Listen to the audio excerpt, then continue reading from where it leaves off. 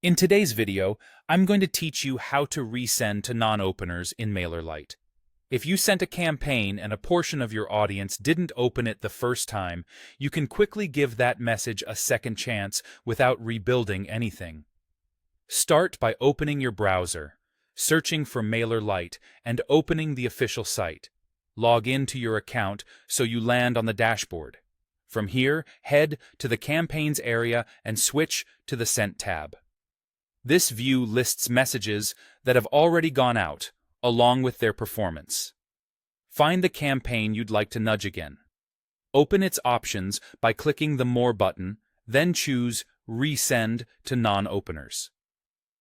Mailerlite automatically creates a duplicate draft for people who didn't open the original. Before sending, tweak the subject line and, if you use it, the preview text so the message stands out and doesn't stack in inbox threads. Pick a sensible send time, then schedule or send.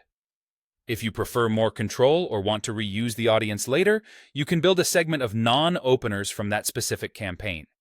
Go to Subscribers, then open Segments. Click Create Segment and add your first filter under Campaigns. Choose Was Sent and select the exact campaign name.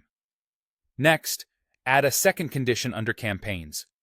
Choose Was Not Opened and select the same campaign. With both conditions combined, the segment contains only people who received the message but didn't open it. Save the segment.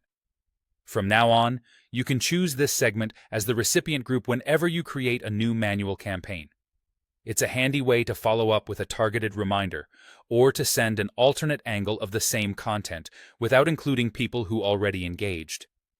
Keep the content consistent, but refresh the subject line, avoid resending too often, leave a reasonable gap between sends, and review the results to inform future campaigns.